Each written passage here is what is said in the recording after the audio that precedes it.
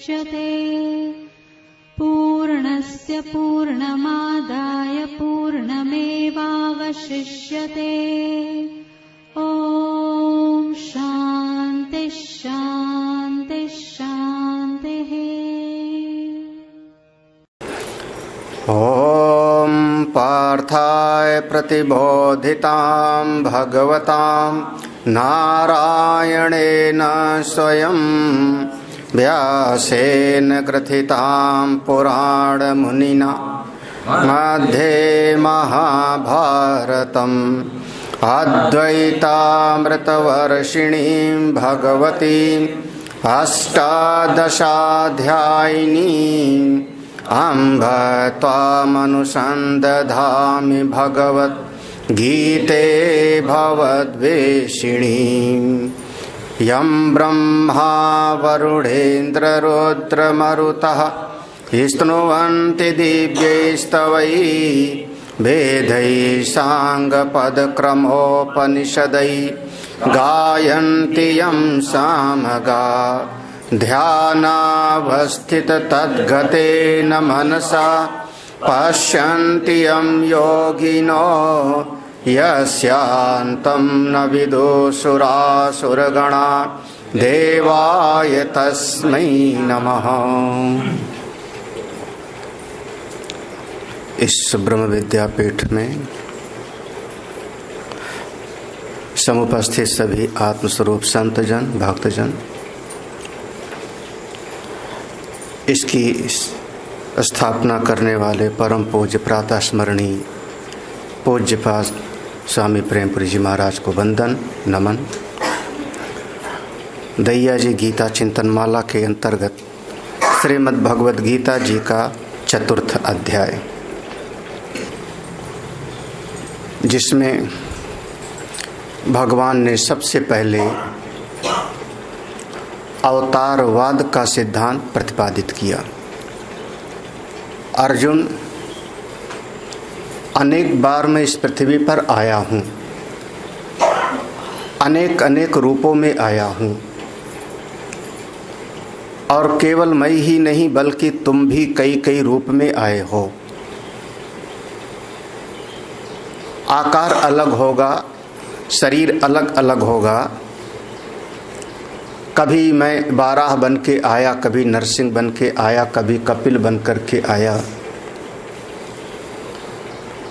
ऐसे ही तुम भी कई बार इस सृष्टि में अपने कर्म के अनुसार नाना रूप आदि धारण करके आए होंगे। जब तुम्हारा जन्म होता है तो उसको हम कहते हैं पुनर्जन्म। तुम बार बार जन्म और मृत्यु के चक्र में हो, जीव। लेकिन मैं जब आता हूँ तो अपनी मर्जी से आता हूँ, इसलिए मैं जीव नहीं हूँ बल्कि मेरा अवतार है। अपनी मर्जी से मैं अवतार लेता हूँ, मैं प्रकट होता हूँ। अवतार अपने शुद्ध स्वरूप से, अपने नित्य शुद्ध बुद्ध मुक्त स्वरूप से थोड़ा सा नीचे उतर के आता हूँ, इसी का नाम अवतार है। आप हैं कैसे? तो भगवान ने कहा सबसे पहली चीज तो है कि मैं अजन्मा हूँ। आजो अपि सन, मैं अजन्मा हूँ। लेकिन जात इव, देहवान इव, अजन्मा होते हुए भी मैं शरीर जैसा दिखता हूँ, जन्म लेता हुआ भी दिखता हूँ, लेकिन वास्तव में तो मेरा कोई जन्म नहीं। क्यों? क्योंकि मेरे भीतर अविद्या ही नहीं है, कामना ही नहीं है, किसी कर्म लेश से हमारा संबंध नहीं है, कोई मेरे भीतर संस्कार आदि है ही नहीं। मैं तो निर्गुण और निराकार हूँ, इसलिए मैं अजन्मा हूँ, क्योंकि मेरा कोई आकार ही नहीं है, मुझ में कोई कर्म लेश नहीं है। लेकिन फिर भी जात इव, जन्म लेते हुए जैसा मैं दिखाई पड़ता हूँ। अजह अपि, अजन्मा होते हुए भी संभवामी, अजः अपि संभवामि, अजन्मा होते हुए भी मैं प्रकट होता हूँ, जन्म लेता हुआ सा दिखाई पड़ता। मैं देह वाला नहीं हूँ, मेरा कोई आकार नहीं है। जिसका कोई अवयव होगा उसके अवयव का छेदन किया जा सकता है, काटा जा सकता है। पेड़ की 4 शाखाएं हैं, उसका अवयव है, अंग है। आप कुल्हाड़ी से किसी भी डाल को काट दो, पत्ते को तोड़ दिया आपने, क्योंकि उस वृक्ष का वो अवयव है। मैं निरअवयव हूँ, मेरा कोई अवयव है ही नहीं, इसलिए मेरा कभी नाश नहीं है, ना मेरा जन्म है और ना मेरी मृत्यु है। ये दोनों चीज, अगर जन्म को स्वीकार करोगे तो फिर मृत्यु को भी स्वीकार करना पड़ेगा। अगर हमने कहा भगवान का जन्म हुआ तो भगवान की मृत्यु का भी वर्णन करना पड़ेगा हमको। हाँ, क्योंकि जिसका जन्म होगा उसकी मृत्यु भी निश्चित होगी। सीधा पहला शब्द है मैं अजन्मा हूँ और मैं निरअवयव हूँ, इसलिए ना तो मेरा कोई जन्म है और ना ही मेरा कोई नाश है। ये भगवान का पहला सिद्धांत है अवतारवाद में भी विचार करने का, कि भगवान हैं अजन्मा और मृत्यु नाश रहित, जन्म मृत्यु से परे। और जो दिखाई पड़ते हैं वो कभी राम के रूप में, कृष्ण के रूप में जो दिखाई पड़े, बोले जात इव देहवान इव, यही शब्द प्रयोग किया था, देहवान इव भवामी जात इव। ऐसे तुमको लगता है कि मैं शरीरधारी हूँ, संसारी आदमी को लगता है कि मेरा जन्म हुआ है, लगता है। जो चीज लगती है वो हमेशा होवे, कोई जरूरी बात नहीं। दुनिया को लगता है, सभी को लगता है कि आकाश नीला है, लेकिन आकाश का कोई रंग नहीं। लगने से कोई चीज सही हो जाए ऐसी बात तो नहीं होती। तो देहवान, देह जैसा लगता हूँ, जन्म लेता हुआ सा दिखता हूँ, वास्तव में मेरा कोई जन्म नहीं। तो अवतार में पहला सिद्धांत हुआ जन्म मृत्यु रूपी धर्म से परमात्मा अवतार लेने पर भी वो इससे परे है, पहली बात। दूसरी बात देखो, सन अव्यय आत्मा, अव्यय आत्मा के लिए कहा अक्षीण ज्ञान शक्ति स्वभाव। भाष्य में ही ढूंढ लेना, अक्षीण ज्ञान शक्ति स्वभाव। ज्ञान और शक्ति दो, आप कह लो ज्ञान शक्ति और क्रिया शक्ति दोनों, या ज्ञान शक्ति दोनों को समास करके ले लिया। तो ज्ञान और शक्ति ये दोनों प्रभु में कभी कम नहीं होता। वो जैसे उनका पहले ज्ञान था वैसे ज्ञान आज है, वैसे आगे भी रहेगा। अगर शरीर धारण करते जैसा दिखते हैं तो भी उनका ज्ञान ज्यों का त्यों है। इसी को भगवान ने कहा मैं सब कुछ जानता हूँ, तानि अहम वेद सर्वाणी, वो सब कुछ जानता हूँ। इस पर ये विचार किया गया योग दर्शन में। योग दर्शन में इस पर चिंतन किया कि हमको ये जो ज्ञान की परंपरा आई कहाँ से आई। किसी ने कहा, महापुरुष ने कहा कि हमको हमारे गुरुजी ने दिया।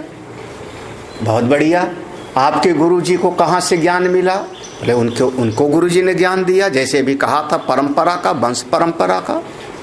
उनको कहाँ से मिला? बोले उनके गुरुजी ने ज्ञान दिया। उनको कहाँ से मिला? उनके गुरुजी ने ज्ञान दिया होगा। और इस प्रकार से अगर हम विचार करते चले जाएं तो सबसे पहले जिसने ज्ञान दिया होगा, सर्वप्रथम जिसने ज्ञान दिया होगा,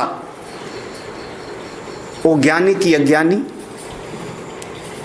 पहले जिसने ज्ञान की परंपरा चलाई होगी, सर्वप्रथम जिसने ज्ञान दिया होगा, चाहे ब्रह्मा कह लो, हिरण्यगर्भ कह लो, जिसने पहले ज्ञान दिया होगा, अज्ञानी तो रहा नहीं होगा।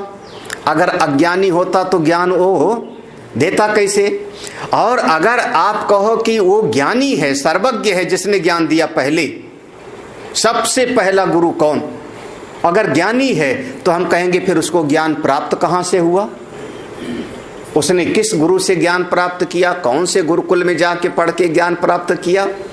हाँ, अगर हम ये भी कहते हैं गुरु बिन होय की ज्ञान, ज्ञान की होय बिना गुरु के ज्ञान नहीं होता, तद विद्धि प्रणिपातेन। तो जो पहले वाला था किससे ज्ञान प्राप्त किया, आप इसका निर्णय करो। और फिर अगर आपने कहा उसने अमुक से ज्ञान प्राप्त किया, तो फिर ये शाखा और आगे बढ़ जाएगी, फिर उसने किससे ज्ञान प्राप्त किया। तो सबसे प्रथम जो ज्ञान प्रदान करने वाला है, इस ब्रह्म विद्या को चलाने वाला प्रथम पुरुष पहला, वो अज्ञानी तो होगा नहीं, अज्ञानी होगा नहीं, तो कौन है, वो किसी से ज्ञान प्राप्त करेगा, किसी से ज्ञान प्राप्त करेगा, इसका मतलब एक दिन अज्ञानी था फिर उसको ज्ञान मिला, हाँ, फिर उसको किसी और से मिलेगा, अनवस्था दोष हो जाएगा। तो वो जो प्रथम पुरुष है जिसने ज्ञान सबसे पहले दिया होगा, उसको हम कहते हैं सर्वज्ञ है, अक्षीण ज्ञान शक्ति स्वभाव। योग दर्शन में सूत्र है, सा पूर्वेशाम अपि गुरु कालेन अवच्छेदनात्। हाँ, सा पूर्वेशाम अपि गुरु, ए है वहां पर सूत्र योग दर्शन का, सा पूर्वेशाम अपि गुरु, वो सबका प्रथम गुरु है। और उसका ज्ञान, वो किसी से ज्ञान प्राप्त नहीं किया, क्या है, ज्ञान स्वभाव, अक्षीण ज्ञान शक्ति स्वभाव प्राप्त नहीं हुआ है, स्वभाव ही, उसका स्वभाव ही है। हाँ, जैसे चीनी ने मिठास को प्राप्त नहीं किया, नमक ने नमकपने को प्राप्त नहीं किया, उसका स्वभाव है, उसका स्वभाव है। जल ने कहीं से शीतलता को प्राप्त नहीं किया है, उसका स्वभाव है। हाँ, उसी प्रकार से उस प्रथम पुरुष का स्वभाव ही है, वो अपने ज्ञान स्वरूप में है, वो सर्वज्ञ है। उस सर्वज्ञ परम पुरुष ने, वो सूत्र वहीं पर लगाओ, सपूर्वेशामपि गुरु, वो पूर्व के सबका वही गुरु है। तो उसने वह जो सर्वज्ञ है, जो सर्वशक्तिमान है, जिसकी सर्वज्ञता और सर्वशक्तिमत्ता कभी क्षीण नहीं होती, वह प्रथम पुरुष, वही परमेश्वर समय के साथ अवतार लेते हैं। इसलिए कहा अक्षीण ज्ञान शक्ति अव्ययात्मा का अर्थ हुआ। हाँ, अजो अपि सन अव्ययात्मा, अव्ययात्मा माने जिनका सर्वज्ञता, जिनकी शक्ति कभी क्षीण नहीं होती, अपनी महिमा में रहते हैं। अच्छा, फिर तीसरा देखो, दो लक्षण हो गए, जन्म मृत्यु से रहित, अवतार भी जन्म मृत्यु से रहित। अगर जन्म आप मनाते हो तो लोगों को दिखाई पड़ता है, क्योंकि हमारा जन्म हुआ तो हमने उन पर भी जन्म का आरोप करते हैं, असल में उनका जन्म नहीं। हाँ, जन्म मृत्यु नहीं। दूसरा हुआ जिनकी सर्वज्ञता सर्वशक्तिमत्ता कभी उनकी काम नहीं, उनका स्वभाव ही है, गुण नहीं है। हाँ, गुण होता है तो जैसे किसी के भीतर दया का गुण आया तो किसी दिन उसके भीतर क्रोध भी आवेगा। हाँ, किसी के भीतर सत्य बोलने का गुण है तो किसी दिन वो झूठ भी बोल देता है। एक गुण होगा, गुण नहीं है, उनका स्वभाव ही है। हाँ, तीसरा लक्षण कहा भूता नाम ईश्वरोपिशन। भूता नाम ईश्वर माने ब्रह्मा से लेके, इसका मतलब ब्रह्मा प्रथम गुरु नहीं है। हाँ, अगर ब्रह्मा पहले गुरु होते, ब्रह्मा से ज्ञान की परंपरा चलती, तो कहा नहीं, ब्रह्मा को भी कहीं से ज्ञान प्राप्त हुआ होगा। तो ब्रह्मादि स्तंभ पर्यंत, ब्रह्मा से लेकर के और एक क्षुद्र जीव तक सबको चलाने वाले, पालन पोषण करने वाले, सबका ईशन करने वाले वही परमात्मा हैं। जब उनकी अपनी इच्छा हुई तो अवतार लेते। सार्वनियंत्रित, सारे जगत के नियंता। ये तीन बातें हो गई। अब अगला जो थोड़ा प्रकृति शब्द है ना, ये प्रकृति शब्द का भगवान भाष्यकार ने विस्तार किया। प्रकृतिम क्या है, तो दो शब्द है, प्रकृतिम स्वाम, स्वाम प्रकृतिम अधिष्ठाय। स्वाम माने अपनी प्रकृति, अपनी प्रकृति। तो अपनी प्रकृति माने यह जो माया है कैसी है, तो कह रहे हैं देखो, स्वाम माने मम वैष्णवी। पहला यही है, ये भगवान की शक्ति भगवान से अलग नहीं हो सकती। जैसे हमारे विचार की शक्ति हमसे अलग नहीं, हमारे चिंतन की सामर्थ्य, कल्पना की सामर्थ्य मुझसे अलग नहीं, ऐसे भगवान की यह अचिंत शक्ति उनसे अलग नहीं। गिरा अर्थ जल बीच सम कहियत भिन्न ना भिन्न, अलग भी नहीं कह सकते हो, ये भी नहीं कह सकते हो। तो ये कैसी है? भगवान की है। पहले शब्द है भगवान की माया है, पक्का समझना। माया किसकी? हमारी नहीं है, हमारी नहीं है, जीव की नहीं है। किसकी है? भगवान की। माम वैष्णवीम, दिव्य है, इस जगत की नहीं है, समष्टि है ये माया। और 3 गुणों के द्वारा इसको हम समझते हैं, सत्वगुण, रजोगुण और तम, त्रिगुणात्मक। हाँ, एक चीज है, ये माया करती क्या है? यस्य वसे सर्वम जगत वर्तते, ये माया सारे जगत को अपने बस में रखती है। तो कितना आसान सा है समझना। माया के बस में सारी सृष्टि और माया भगवान के बस में, बस यही है ना। भगवान ने कहा ये मेरी माया, माम वैष्णवी, तो मेरी माया है, यानी भगवान के बस में माया और माया के बस में सारा का सारा जगत। यही है जीव, पूरा का पूरा हिसाब समझो तो सारी दुनिया माया के बस में। हाँ, नाच रही है, अब मैं नाचो बहुत गोपाल, बस। हाँ, और माया किसकी? भगवान की। हाँ, हमको ये बात बहुत अच्छी लगती है अगर समझें तो। यहाँ पर अगर भगवान की माया है, मेरी माया नहीं है। हाँ, जैसे हम कहें कि अगर हमारा कोई नौकर होगा तो मैं उसको नौकरी से निकाल दूं, हटा दूं, यहाँ से हट जाओ, और हमारा नौकर नहीं है।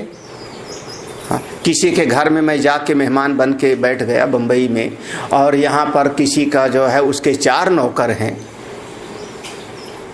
हमसे ना भी पटे नौकर की, वो नौकर हमको पसंद ना करे, तब भी मैं उसके नौकर को वहां से निकाल नहीं सकता हूं। भले घर के मालिक की श्रद्धा मुझ पर है, वो भले खिलावे पिलावे, लेकिन नौकर किसका? तनख्वाह देने वाला कौन?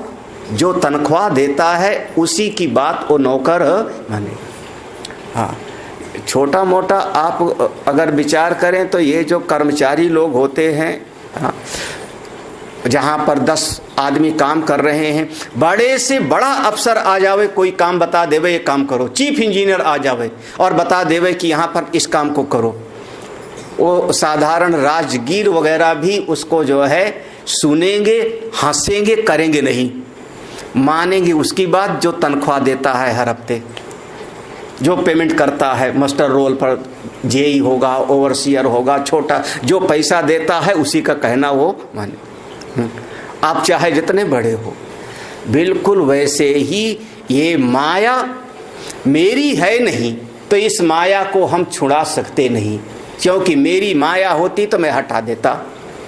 है किसकी माया? भगवान। माया के बस में सारा जगत, और माया है ईश्वर की शक्ति। वो भगवान जब चाहे तो माया को बाहर कर दे। दैवी है सा गुणमयी मम माया धृत मामेव ये प्रपद्यन्ते मायाम एताम तरन्ति ते।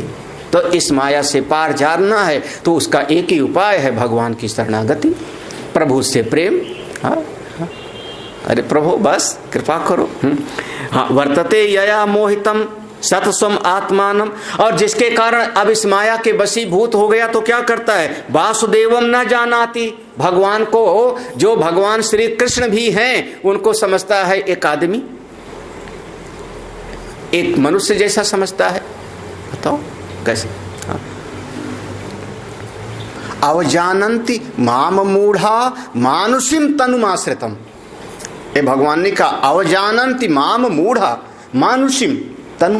क्या कहता है? ये तो वसुदेव और देवकी के पुत्र हैं, कारागृह में पैदा हुए। हाँ, तो इस शरीर को ही देखता है, लेकिन इस शरीर के भीतर जो मैं तत्व रूप से हूँ, सच्चिदानंद ब्रह्म हूँ, उसको वो ठीक से जानता नहीं। सम आत्मानम वासुदेवम न जानाति, मेरे वास्तविक स्वरूप को नहीं जानता, और उसी माया को आधार बना के, उसी माया का मैं सहारा लेकर के अपने स्वरूप से थोड़ा नीचे उतर के आता हूँ। माया शक्ति को धारण करके नीचे उतर करके आता हूँ। माया मेरी सेविका है, मेरी एक शक्ति है, और मैं नीचे आकर के अवतार लेकर के देहवान इव, जात इव, शरीरधारी जैसा व्यवहार करता हूँ। हो गया अवतार का पूरा वर्णन। अब भगवान के अवतार में खास करके 4-5 चीजें ध्यान रख। पहला है भगवान का जो अवतार भी है वो भी जन्म मृत्यु से रहित, अजह अपि, जन्म मृत्यु से रहित। अगर उनका जन्म दिखाई पड़ता है किसी को तो उसकी दृष्टि का भ्रम है, वास्तव में भगवान का कोई जन्म नहीं।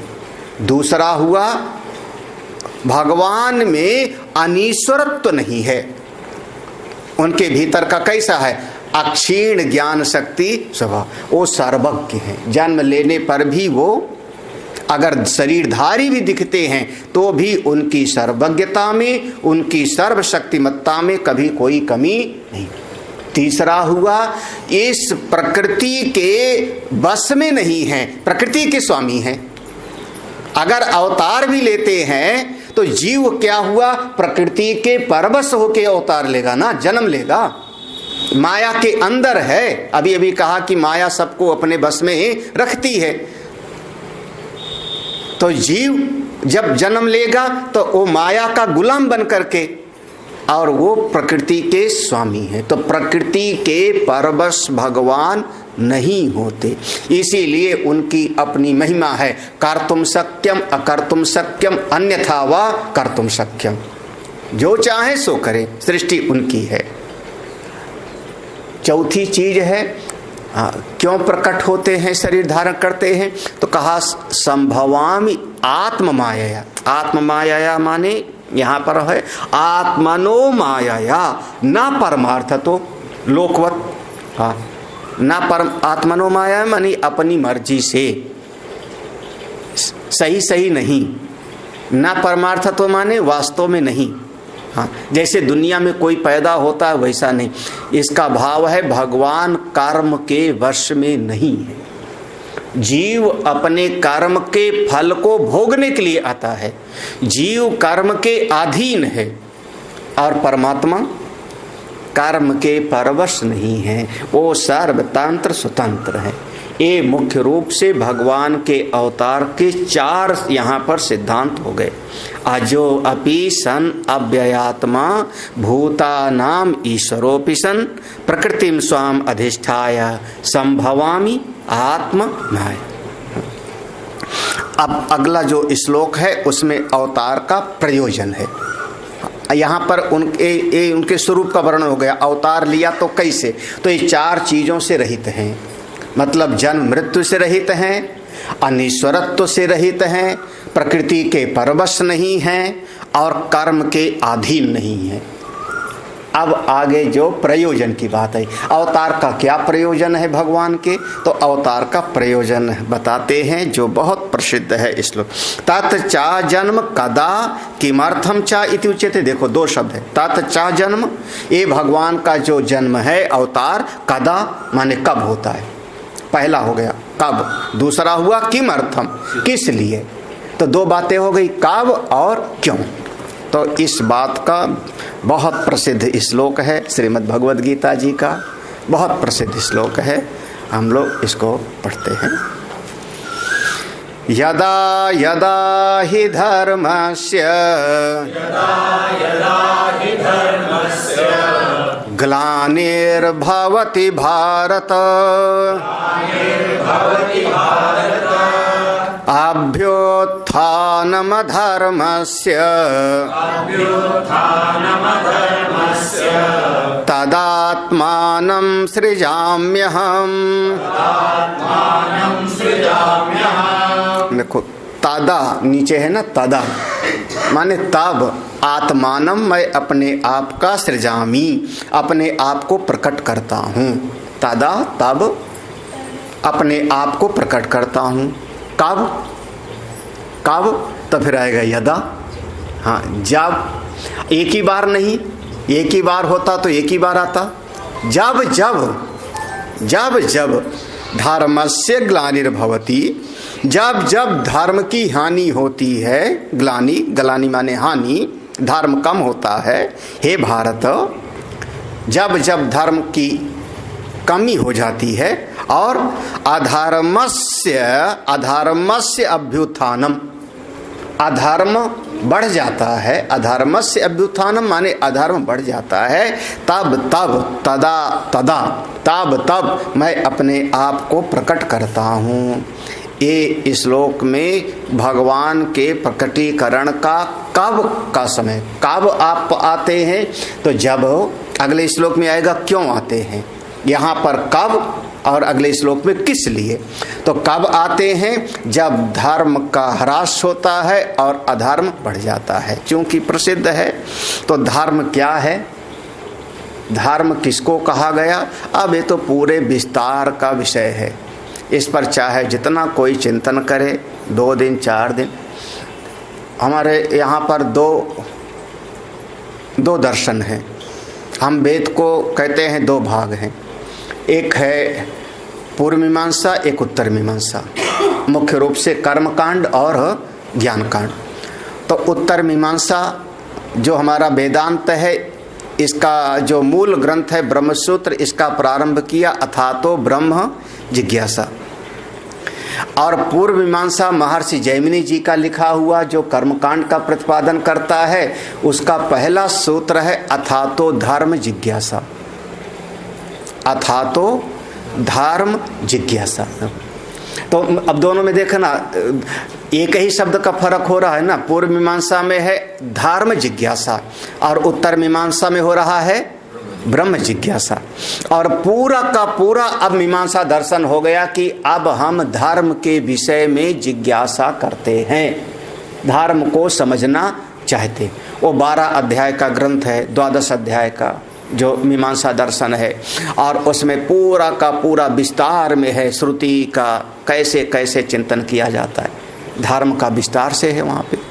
हाँ, और अगर ब्रह्म को जानना है तो वो तो उत्तर मीमांसा, अथा तो ब्रह्म जिज्ञासा। कितना आसान सा है। तो धर्म का विषय बहुत विशद है, बहुत संक्षेप में नहीं कहा जा सकता। वहीं पर मीमांसा दर्शन में एक सूत्र कह दिया उन्होंने। मीमांसा दर्शन का दूसरे सूत्र है, बहुत प्रसिद्ध है, 14 लक्षणों अर्था धर्म। 14 माने प्रेरणा, विधि निषेध, ये करो और इस काम को मत करो, इसको करना चाहिए और इसको नहीं करना चाहिए। तुमको सुख चाहिए ना, बोले हाँ सुख चाहिए, तो सुख चाहिए तो धर्म करो। इसकी प्रेरणा जो देता है उसी का नाम है धर्मशास्त्र। सुख चाहिए तो ऐसा तुम करो। अरे तुमको शांति चाहिए ना, बोले हाँ, तो कड़वा मत बोलो, राग द्वेष मत बनाओ, अगर आपको शांति चाहिए तो। तो जो प्रेरणा देता है, विधि निषेध वाक्य बता करके हमको जीव को सुख प्रदान करता है, उसी का नाम हुआ धर्म। हाँ, सूत्र ही है 14 लक्षणों अर्था धर्म। हाँ, जो प्रेरणादायी विधि निषेध वाक्य हैं वही जो हमको धर्म का निरूपण करते हैं। ऐसा करना चाहिए और ऐसा करना उचित नहीं। ऐसा करोगे तो तुमको मन की शांति प्राप्त नहीं होगी, तुमको जीवन में सुख की प्राप्ति नहीं। आपको पुत्र चाहिए, ऐसा ऐसा करो। आपको सम्राट का पद चाहिए, ऐसा ऐसा आप प्रेरणा दिया जाता है, उसमें क्या। अब प्रेरणा देखो क्या है, महाभारत में एक प्रसंग है। अब गीता चूंकि महाभारत का ही प्रसंग है, तो महाभारत में आता है कि युधिष्ठिर को बंटवारे में खांडव वन मिला, खांडव प्रस्थ, और उसको उन्होंने इंद्रप्रस्थ के रूप में बना डाला। सब बहुत बढ़िया हो गया। जब सब बहुत बढ़िया हो गया तो एक दिन देवर्षि नारद आए। देवर्षि नारद आए, युधिष्ठिर ने स्वागत किया और युधिष्ठिर देवर्षि नारद को प्रणाम करके पूछते हैं महाराज आप तो बहुत भ्रमण करते हो, आपसे ज़्यादा भ्रमण करने वाला तो और कुछ कोई है नहीं, तो आपने सब जगह की सभाओं का आपने जरूर दर्शन किया है। आप जरा बताइए सब जगह की सभा कैसी कैसी है। और उस प्रसंग में महाभारत में सब जगह की सभाओं का वर्णन आता है। किसकी सभा कैसी है, कौन से राजा की सभा कैसी है, कितना बड़ा उसका सभागार है, कैसे उसका है, ये सब बहुत विस्तार में आता है। और उसी वर्णन में देवर्षि नारद ने कहा देवराज इंद्र की सभा है, जिसमें बड़े बड़े पुण्यात्मा लोग जाते हैं, बड़े बड़े पुण्यात्मा लोग। वहाँ जब मैं गया तो वहाँ देखता हूँ अमुक सम्राट बैठे हैं, अमुक राजा बैठे हैं, अमुक बैठे हैं, अमुक बैठे हैं, बड़े बड़े सम्राट लोग देवराज की उस इंद्र सभा में बैठते हैं। लेकिन तुम्हारे जो पूर्वज थे ना, पिताजी राजा पांडु, उनका प्रवेश नहीं होता वहाँ पे। वो आते हैं दरवाजे तक, लेकिन उनको वापस कर दिया जाता है, पितृलोक जाओ, तुम्हारी गति पितृलोक तक है, क्योंकि तुमने राजसूय यज्ञ नहीं किया था। तो राजसूय यज्ञ उन्होंने नहीं किया था, तो तुम्हारे पिता पांडु का प्रवेश उस सभा में नहीं होता। अब ये तो कथा सुना रहे थे, और कथा सुनाते सुनाते अब युधिष्ठिर के मन में आया, तो क्या कोई ऐसा नहीं कि हम यहाँ पर करें और हमारे पिताजी को मिल जावे तो स्वर्ग में जावे, उस सभा में जाके वो भी बैठे। अब देखो प्रेरणा हो गई ना। प्रेरणा कैसी हो गई कि यहाँ कथा सुनाते सुनाते, सभा का निरूपण करते करते प्रेरणा दे दिया कि राजन तुमको भी राजसूय यज्ञ करना चाहिए। और उसके बाद युधिष्ठिर के मन में राजसूय यज्ञ का संकल्प हुआ, और फिर आगे की पूरी कथा होती है इस प्रसंग के बाद में। हाँ, तो ये जो प्रेरणादायी वाक्य हैं, हमको श्रेष्ठ कर्म के मार्ग में लगाने वाले हैं, वही हैं। एक जगह पर अब मीमांसा दर्शन है। देखो मीमांसा दर्शन का एक कुछ सूत्र बहुत प्रसिद्ध है। एक सूत्र है आमनायस्य क्रियार्थत्वात् अनर्थक्यम तद अतदर्थानाम। आमनायस्य माने शास्त्र की ऋचाएं, श्रुति के मंत्र। आमनायस्य जो हमको अपनी परंपरा से प्राप्त है, सारी की सारी ऋचाएं हमको किसी न किसी क्रिया में लगाती हैं। सारी ऋचाएं, जितनी वेद की ऋचाएं हैं, हमको कर्म के मार्ग में लगाती हैं। आमनायस्य क्रियार्थत्वात्, वो कर्म करने का प्रतिपादन कर। पूछा और कोई ऐसी ऋचा है जिसका कर्म में जो है कोई विनियोग नहीं दिखाई पड़ता? तो कोई ऐसा मंत्र है जिसका कर्म में विनियोग नहीं है? तब वो, तो उन्होंने कहा इसको स्तुति परक मान लो, अर्थवाद मान लो। अगर वो उसका वो नहीं है तो इसको स्तुति परक मान लो। जैसे ईशावास्य उपनिषद के जो मंत्र हैं उनका किसी कर्म में विनियोग नहीं है। हाँ, ईशावास्य इत्यादि मंत्रयो कर्मसु अविनियोगः, इन मंत्रों का कर्म में विनियोग नहीं है, तो उनका इसको स्तुति मान लो। 39 अध्याय यजुर्वेद का कर्म प्रधान है। तो जैसे किसी की आपने पूजा किया, कोई आया बैठ गया, उसको खाना खिलाया, आरती किया, आपने पत्र पुष्प चढ़ाया और सब कर दिया, उसके बाद थोड़ी आप उसकी स्तुति भी तो करते हो। महाराज मेरे पास कोई सामर्थ्य नहीं थी, जथा शक्ति जथा भक्ति मैंने आपकी सेवा किया, आप तो महान हैं, सर्वज्ञ हैं, सर्वशक्तिमान हैं, आपके जैसा कोई दुष्ट। तो क्या कर रहे हो आप? स्तुति कर रहे हो। तो ऐसे स्तुति परक समझ लो उसको। हाँ, ऐसा वो कहते आमनायस्य क्रियार्थत्वात् अनर्थक्यम अतदर्थ। जिन मंत्रों का कर्म में विनियोग नहीं है, उनका कोई विशेष ध्यान देने की बात नहीं। भगवान भास्कर कहते हैं जिनका कर्म में विनियोग नहीं, वही खास है, वही खास है, क्योंकि वो आत्मा के स्वरूप का प्रतिपादन करने वाले हैं, आत्मा के यथात्म स्वरूप का प्रतिपादन कर। तो धर्म क्या है? मेरा कहना, धर्म को समझना है तो पूरा पूर्व मीमांसा का दर्शन पढ़े कोई, विस्तार में वहाँ धर्म का विस्तार है। और संक्षेप में तो क्या कहा जावे? संक्षेप में तो एक शब्द कहते हैं धारणात् धर्म।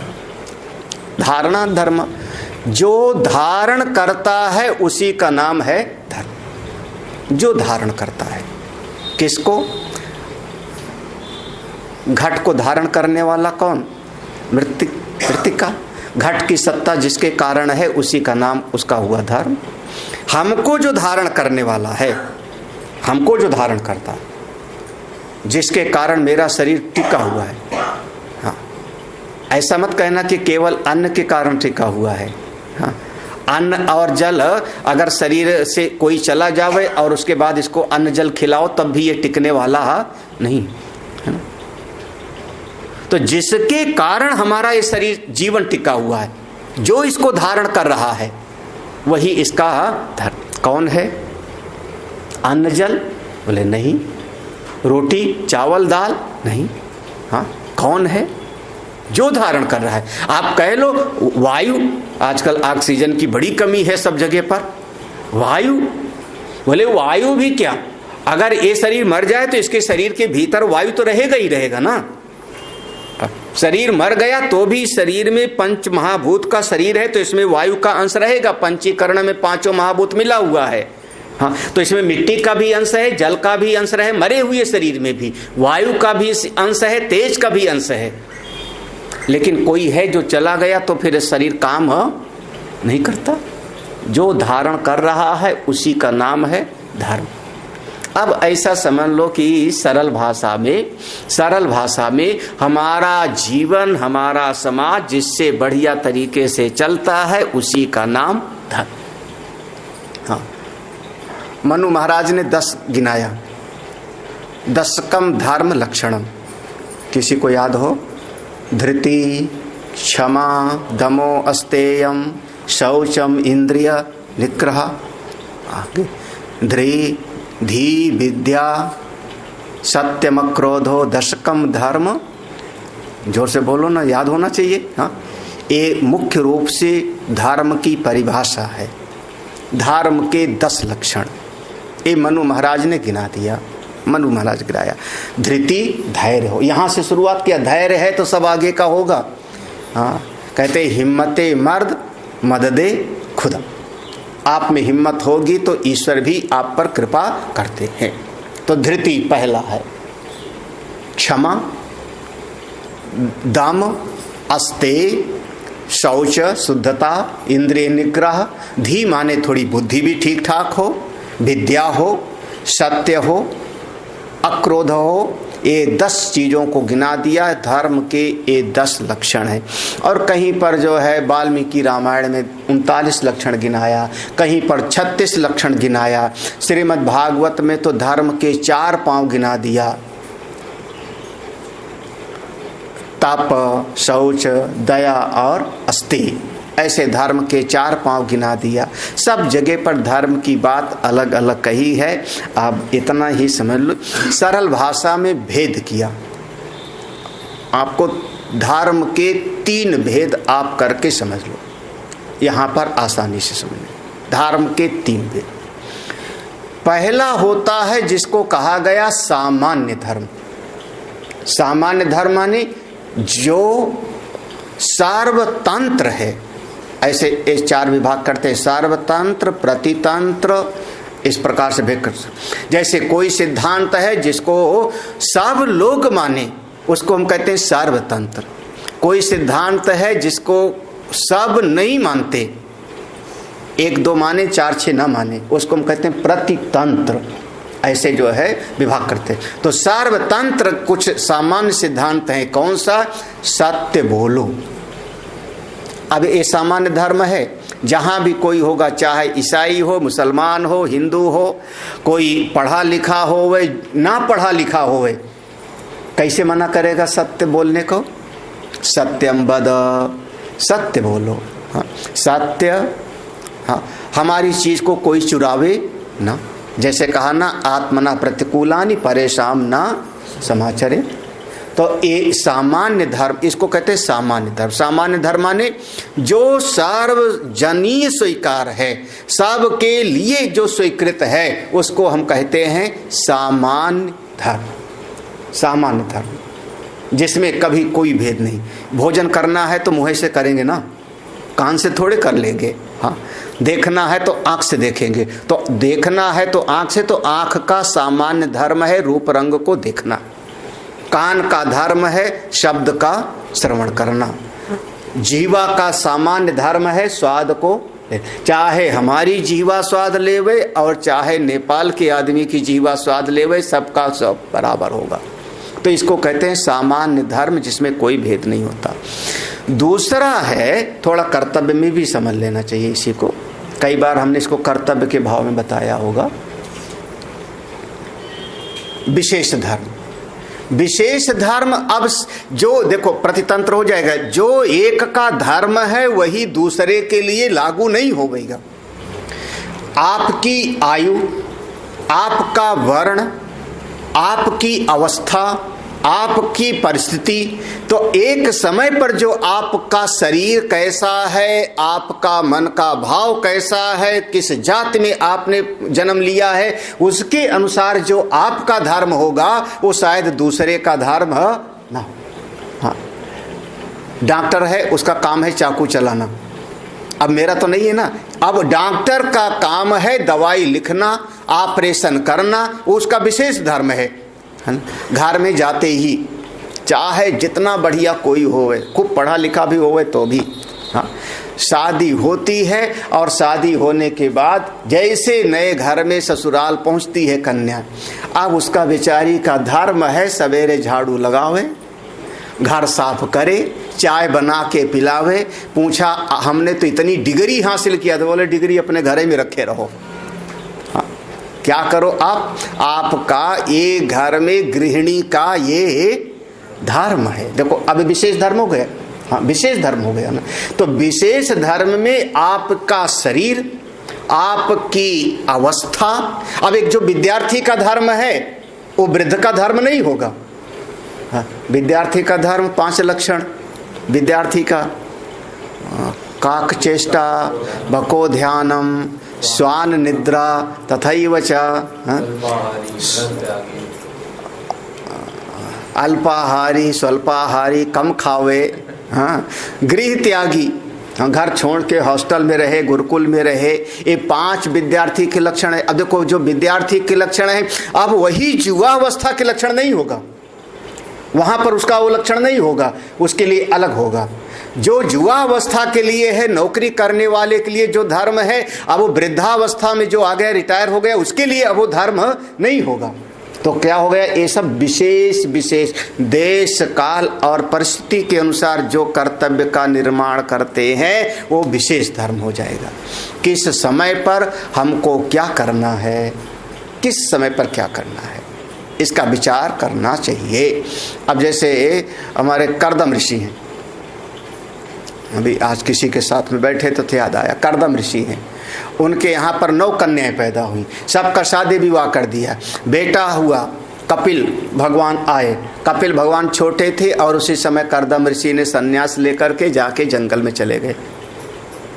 क्यों चले गए, दूसरे पिता तो नहीं गए, दूसरे भी बेटे का विवाह नहीं हो पाया था, कपिल भगवान का विवाह नहीं हो पाया था, यानी छोटे थे तभी तो चले गए। जैसे जैसे कपिल भगवान के पिता ने किया, वैसे हमारे राम जी के पिताजी ने क्यों नहीं किया। दशरथ जी भी अगर वैसे करते तो, हाँ, अगर दशरथ जी भी वैसे करते तो उनको फिर राम राम कही राव गए सुर, वो ना रोना पड़ता। देखो अब उनका एक विशेष धर्म है, उस स्थिति में वैसा कर सकते हैं। अब इसमें विचार करने की बात है, जैसे हमको तो कई बार विचार में आता है, भगवान राम वनवास के लिए जा रहे हैं, माँ भगवती को पता लगा, माँ भगवती दौड़ी आई, भगवान का उनके साथ संवाद हुआ, भगवान ने समझाया सीता जी को और सीता जी ने कुछ तर्क दिए। अध्यात्म रामायण में तो बिल्कुल अलग तरीके का एक प्रसंग ही है, माँ भगवती तर्क देती है, हाँ, और अंत में माँ भगवती के तर्क पर भगवान राम कहते हैं ठीक है तुम भी चलो। ये बात तो बिल्कुल सही है, इसमें तो उनके तर्क के सामने भगवान राम स्वीकार कर लेते हैं तुम चलो साथ में। तो जो जो तर्क माँ भगवती सीता जी ने दिया है, वही तर्क अगर उर्मिला देती तो, वो भी तो जनक जी के यहाँ से आई थी, विदेहराज जनक के यहाँ से आई उर्मिला, लक्ष्मण की पत्नी है। अगर लक्ष्मण जी जा रहे हैं वन में तो उर्मिला भी कह सकती थी वही तर्क, लेकिन अब वहाँ पर उनका बिल्कुल अलग। ये सब विशेष धर्म में हो जाएगा, विशेष धर्म, हाँ मातु पिता गुरु कई बानी, बिनहि विचार करी शुभ जन। माता पिता और गुरु की आज्ञा को आप कल्याणकारी समझ करके स्वीकार कर लो, ज़्यादा उस पर मीन मेख मत निकालो। हाँ, राम जी करते हैं, उन्होंने कहा वन में चले जाओ तो चले गए, यही ना, पिता का वचन मानो। हाँ, पितु वचन मानी हम वन आए। अगर यही बात, यही सिद्धांत भरत जी पे लागू किया जाए तो, हाँ, भरत जी भी वहीं पढ़े थे जहां भगवान राम पढ़े थे, दोनों साथ ही पढ़े थे, गुरु जी भी वही हैं, माता भी कहती हैं भरत जी को कैकेयी की आज्ञा है। हाँ, फिर पिताजी तो दे ही गए हैं राजगद्दी, गुरुदेव की भी आज्ञा है, वशिष्ठ की भी, तीनों, और भरत जी कहते हैं हम नहीं लेंगे राज्य। इसका नाम हुआ विशेष धर्म। तो सामान्य धर्म अलग होता है, वो सामान्य धर्म माने सब के लिए स्वीकृत है, और विशेष धर्म बिल्कुल सब के लिए अलग अलग होता है। आपकी शरीर की स्थिति, आपका वर्ण, आपकी जाति, आप पुरुष हो कि स्त्री हो, नौकरी करने वाले हो कि व्यापार करते हो, बीमार हो कि स्वस्थ हो, देश काल परिस्थिति के अनुसार तय होगा कि आपका धर्म क्या है। ये दूसरा वाला। तीसरे धर्म का नाम है आपद धर्म। हाँ, ये तीनों में आप संभाल लो। सामान्य धर्म जो सबके लिए लागू होता है, विशेष धर्म देश काल परिस्थिति के अनुसार, और आपद धर्म कहते हैं आपत्ति काले मर्यादा नास्ति। हाँ, एक उपनिषद में एक कथा आई ना, वो उपनिषद में उषस्ति चक्रायण का, उषस्ति चक्रायण का वो आपद धर्म का निरूपण करता है, आपद धर्म का निरूपण करता है। उषस्ति चक्रायण का, वो जा रहे थे, उनको भूख लगी थी, 3 दिन से कुछ भोजन नहीं मिला था। सामने से हाथी पर एक महावत जो बहुत नीची जाति का था, वो कटोरे में कुछ उड़द के दाने खा रहा था, सामने आ गया। उन्होंने कहा ये उड़द हमको दे दो। उन्होंने कहा जूठा है। बोले कोई बात नहीं, हमको दे दो। जूठा उड़द खाया उन्होंने। उपनिषद में कथा, अभी भी शायद पढ़ाया था हमने हरिद्वार में। हाँ। और उसके बाद में वो महावत ने कहा महाराज अब उड़द खा लिए हो तो गला सूख रहा होगा, पानी भी मेरे पास है, पी लो। और उषस्ति चक्रायण ने कहा शूद्र का पानी नहीं पीता, मेरा धर्म भ्रष्ट हो जाएगा। महावत ने कहा जूठा उड़द खा लिए हो तब धर्म भ्रष्ट नहीं हुआ, अब पानी पीने पे धर्म भ्रष्ट हो जाएगा। उन्होंने कहा अगर वो हम खाते ना तो मेरे प्राण जाने वाले थे। हाँ, वो आपद धर्म था। और जल तो सब जगह पर सर्व सुलभ है, तो हम जल क्यों तेरा जूठा लेंगे। तो ये वहाँ आपद धर्म का निरूपण है। इसको कहते हैं आपद धर्म। बहुत बार होता है, बहुत बार हमारा कोई, अब बेटा है बीमार है, मेरा प्रिय दृष्टांत है, बेटा बीमार है, डॉक्टर ने मना कर दिया है कि हिलना डुलना मत, बेड पर बैठे रहो, लेटे रहो। अस्पताल में भर्ती है और उसकी माँ आ गई मिलने को। शाम के समय मिलने का समय था, माँ आई, पिताजी आए मिलने को। अब वो बेटा उठ के प्रणाम करे कि ना करे, करे कि ना करे। हाँ, क्यों? क्योंकि ये भी तो लिखा प्रातः काल उठ के रघुनाथा मातु पिता गुरु ना वही माता। ये धर्म है, लेकिन अब इस समय आपद धर्म है। इस समय वैद्य ने कहा है आप हिलना डुलना मत। अब इस समय वो मन से ही प्रणाम कर ले, इतना ही काफी है। इस समय उसको उठ करके और चरण स्पर्श करना उचित नहीं। और हो सकता है माँ का प्यार है, वो माँ उसी बेड पर बैठ गई और अपने बेटे का ही पाँव लेकर के सहलाने लगी। कहाँ दर्द है बेटा तुमको? बेटा माँ के चरण स्पर्श करे ये तो सही है, लेकिन माँ ने बेटे का पाँव पकड़ के सहलाना शुरू कर दिया तो बोले एक विशेष, एक अलग स्थिति है इस समय पर। तो आपद धर्म एक अलग अलग होता है, इसको विचार करना चाहिए। तो यदा यदा ही धर्म। अब यहाँ इस प्रसंग में जो समझना है, इस प्रसंग में इतना कहना चाहेंगे, धर्म माने जो हमारे समाज को धारण करे। थोड़ा सा धर्म की परिभाषा इसी गीता जी में, भगवान भाष्यकार को समझना है तो गीता जी के भूमिका भाष्य में चले जाना। भूमिका भाष्य में धर्म की परिभाषा का वर्णन है। भूमिका भाष्य में वहां से देखो, जगतः स्थिति कारणम, पहला जगतः स्थिति कारणम प्राणिनाम साक्षात अभ्युदय निश्रेयस हेतु यह सा धर्म। इस सिद्धांत को यहां पर लागू करना है। धर्म क्या है? धर्म क्या है? जगतः स्थिति कारणम, ये सारे जगत की स्थिति ठीक ठाक चलती रहे, सब कार्य करण के नियम के अनुसार। ऐसा कारण होगा तो ये कार्य होगा, ऐसा कार्य है तो इसका अमुक कारण होगा, तो कार्य कारण के नियम के अनुसार सब ठीक ठाक चलता रहे। इसके लिए जो नियम हैं, जो उपाय हैं, जिनका पालन करना चाहिए, उसी का नाम है धर्म।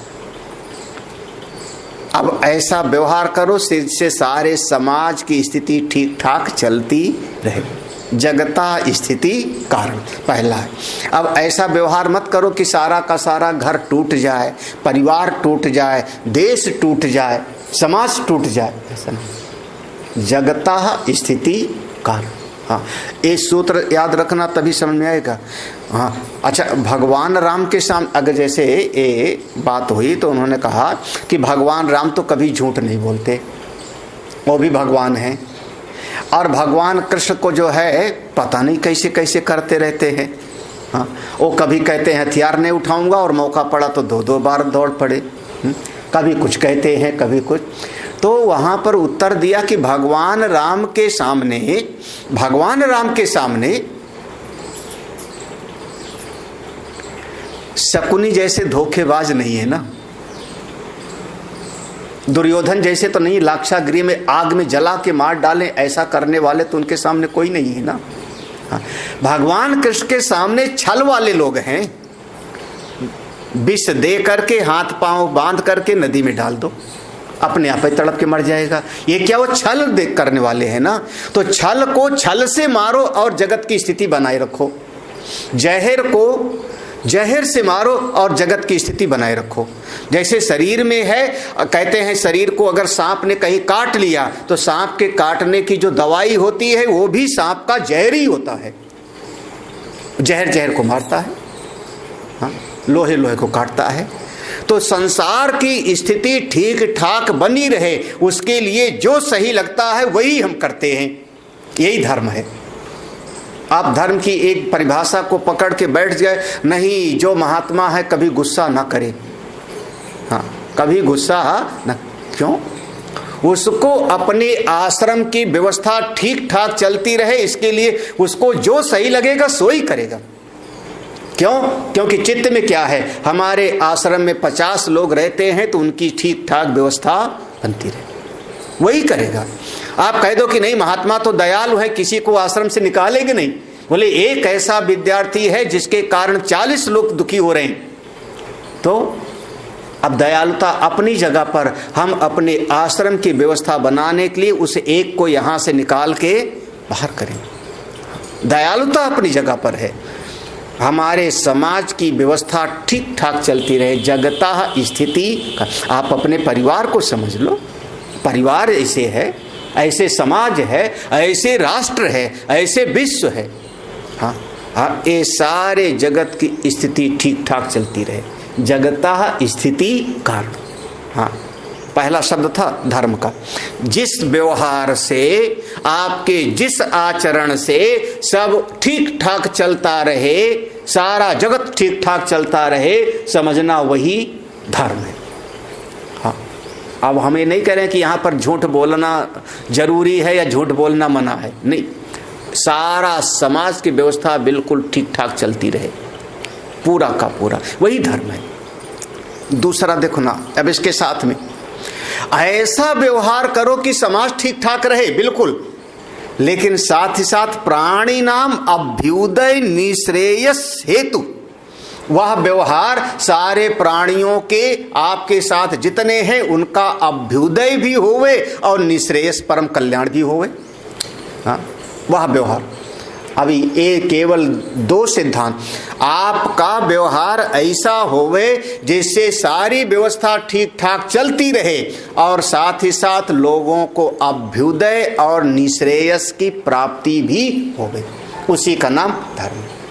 ये वैशेषिक दर्शन का सूत्र है, या तो अभ्युदय निश्रेयस सिद्धि सा धर्म, ये वैशेषिक दर्शन का सूत्र है। हाँ, या तो अभ्युदय निश्रेयस सिद्धि, जिस व्यवहार से आपको अभ्युदय माने इस लौकिक जगत में भी आपकी उन्नति हो और साथ ही साथ निश्रेयस पद की प्राप्ति हो, वही धर्म है।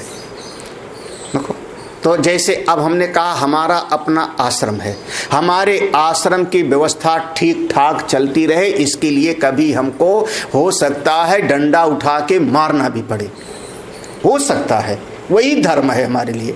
क्योंकि हमारा 50 लोगों का है आश्रम, 100 लोगों का भोजन बनता है, तो 100 लोग हमारे बिल्कुल व्यवस्थित रहें।